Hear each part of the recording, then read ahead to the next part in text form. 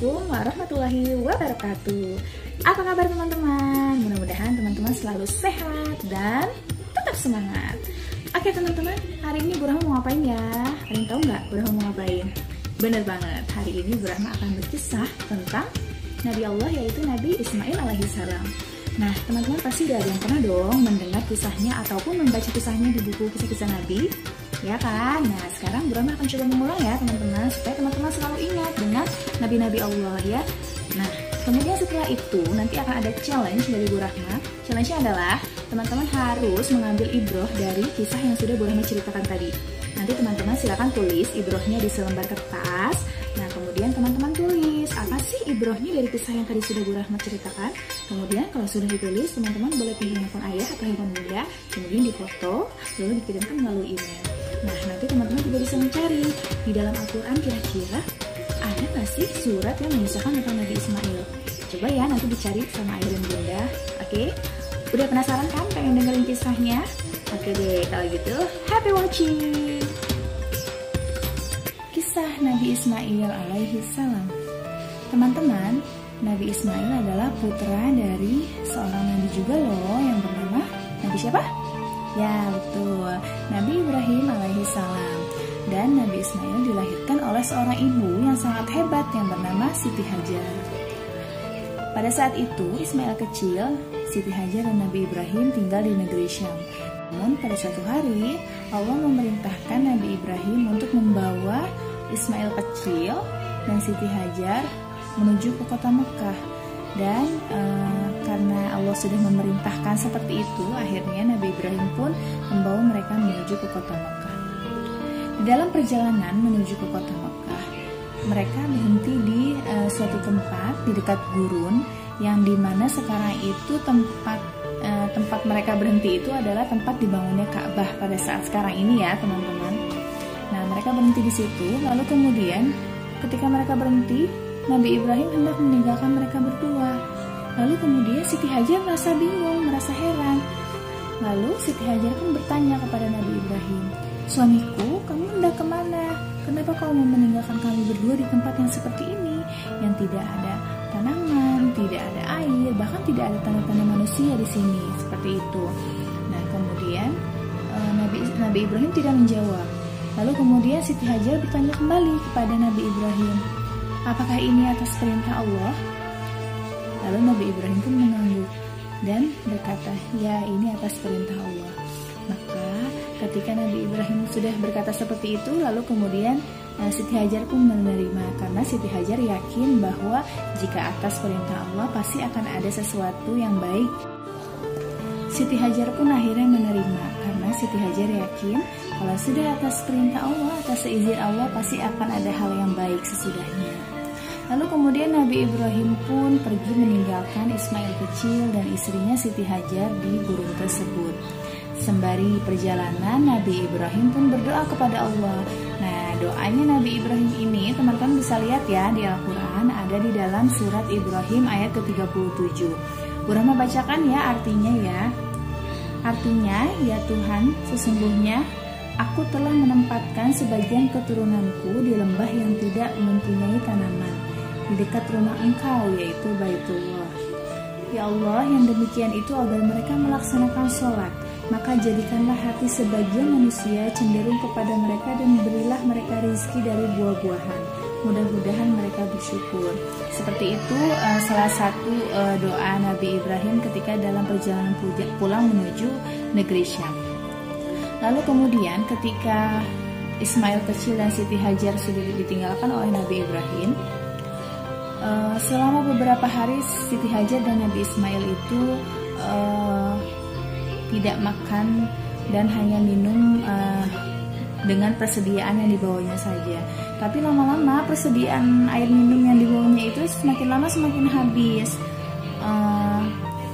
Karena pada saat itu Nabi Ismail masih bayi, sehingga masih menyusui dari ibunya ya teman-teman. Lalu kemudian ketika persediaan air yang sudah habis, Nabi Ismail pun menangis karena merasa kehausan. Lalu kemudian Siti Hajar berusaha untuk mencari air, walaupun sepertinya terlihat tidak ada air di sekitar situ karena gurunnya sangat luas. Kemudian pada saat itu kondisinya sangat panas begitu ya teman-teman, dan tanaman pun sangat sulit ditemukan. Lalu kemudian Siti Hajar pun berlari menuju bukit. Sampailah dia di bukit yang bernama Sofa. Nah, di bukit sana dia pun mencari. Ternyata tidak ada air, tidak ada tanaman, bahkan tidak ada manusia di sana. Lalu kemudian Siti Hajar berlari lagi ke bukit lainnya, yaitu Bukit Marwah. Nah, di sana pun sama seperti itu. Siti Hajar mencari air tapi tidak ketemu. Tanpa terasa, ternyata Siti Hajar sudah berlari di antara Bukit Safa dan Marwah sebanyak 7 kali. Nah, ketika sudah berlari sebanyak 7 kali, kemudian Siti Hajar pun berdiri di atas puncak Bukit Marwah. Lalu kemudian ketika Siti Hajar sedang berdiri di atas puncak, tiba-tiba Siti Hajar mendengar suara seseorang. Nah, semakin lama suaranya semakin terdengar jelas, dan ternyata itu adalah suara dari malaikat Jibril. Lalu kemudian apa yang dikatakan oleh malaikat Jibril itu? Malaikat Jibril itu berkata, "Janganlah kamu takut ditelantarkan, karena di sini adalah rumah Allah, yang dimana nanti di sini akan dibangun oleh anakmu dan ayahnya, dan sesungguhnya Allah tidak akan menyia-nyiakan hambanya." Seperti itu. Lalu kemudian ketika Nabi Jibril sudah berkata seperti itu, Nabi Ismail yang tetap menangis karena merasa kehausan, lalu kemudian Nabi Ismail kecil, Nabi Ismail bayi itu menghentakkan kakinya ke tanah. Lalu kemudian tiba-tiba terpancarlah air dari dekat telapak kakinya Nabi Ismail. Nah, Siti Hajar pun merasa gembira sekali, merasa bahagia sekali, dan merasa bersyukur kepada Allah karena Allah telah memberikan rezeki kepada Siti Hajar dan Nabi Ismail. Lalu kemudian Siti Hajar pun bisa minum dan bisa menyusui Nabi Ismail kembali, sehingga Nabi Ismail pun berhenti menangisnya. Dan akhirnya Nabi Ismail kecil pun tumbuh menjadi seorang remaja yang sangat sehat, yang sangat kuat, sesuai dengan perintah Allah bahwa Nabi Ismail harus bertemu kembali dengan ayahnya. Lalu kemudian Nabi Ismail pun melakukan perjalanan kembali menuju negeri Syam bersama ibundanya untuk menemui ayahnya, yaitu Nabi Ibrahim. Nah, sesampainya di negeri Syam, mereka bertemu kembali dengan Nabi Ibrahim. Wah, Nabi Ibrahim sangat senang karena bertemu dengan Nabi Ismail yang dulu pada saat masih bayi itu ditinggalkannya di Mekah.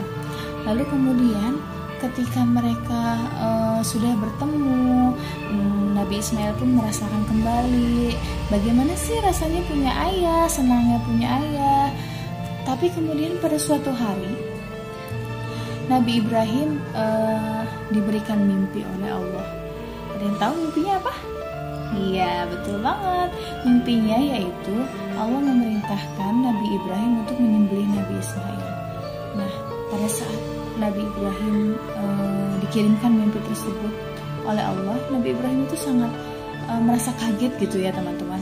Ya Allah, bagaimana ini aku harus menyembelih anakku sendiri, sementara aku baru saja bertemu dengan Nabi Ismail dan rasanya aku tidak tega untuk menyembelihnya. Tetapi akhirnya Nabi Ibrahim mengatakan mimpinya itu kepada anaknya, kepada Nabi Ismail. Lalu diceritakanlah mimpinya itu. Tapi ternyata apa yang dijawab oleh Nabi Ismail? Nabi Ismail berkata, "Tidak apa-apa ayah, lakukan saja, kalau memang itu perintah Allah, maka aku akan ikhlas menerima." Seperti itu yang diucapkan Nabi Ismail. Dan Nabi Ibrahim pun akhirnya merasa yakin untuk menyembelih Nabi Ismail karena anaknya pun merasa ikhlas gitu ya untuk disembelih oleh Nabi Ibrahim. Lalu akhirnya hari itu pun tiba. Nabi Ibrahim membawa Nabi Ismail ke sebuah bukit yang bernama Mina. Lalu di atas bukit tersebut Nabi Ibrahim meminta Nabi Ismail untuk berbaring.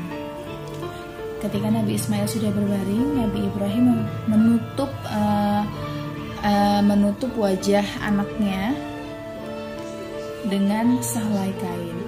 Lalu diikatnya kain tersebut karena sebetulnya Nabi Ibrahim tidak tega, tapi dengan menutup kain itu mudah-mudahan Nabi Ibrahim menjadi lebih kuat ya teman-teman ya untuk menyembelih Nabi Ismail.